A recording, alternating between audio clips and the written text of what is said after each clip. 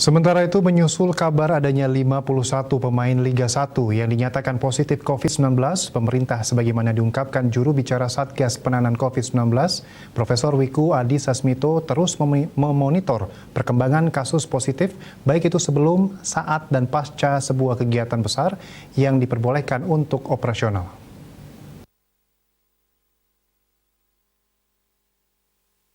Dalam rilisnya, ia menjelaskan bahwa hal ini sebagai bentuk pertanggungjawaban selama pandemi COVID-19 masih berlangsung. Pemerintah daerah Bali dan penyelenggara Liga dimohon untuk bersama menjaga implementasi kegiatan yang aman COVID-19.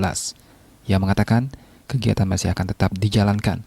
Sejauh ini kegiatan masih akan tetap terus dijalankan dan jika terjadi penyesuaian, pemerintah akan segera menyampaikannya kepada masyarakat.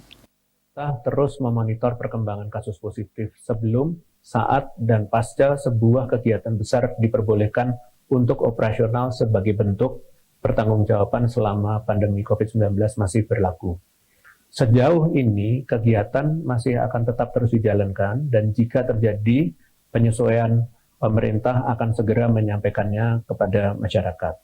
Kami mohon kepada pemerintah daerah Bali dan penyelenggara Liga untuk bersama-sama menjaga implementasi kegiatan yang aman COVID-19. Terima kasih. Pertanyaan. Dikutip dari kantor berita antara skuad Persib Bandung yang terpapar COVID-19 mencapai 17 orang, baik pemain maupun ofisial. Lonjakan kasus COVID-19 di skuad Persib berujung penangguhan Liga Lanjutan Liga 1 Indonesia melawan PSM Makassar yang sedianya berlangsung di Bali 2 Februari lalu.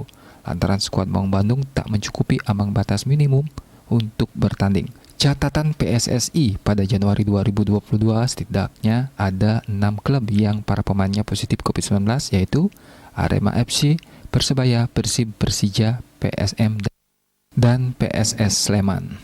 Bali Post melaporkan.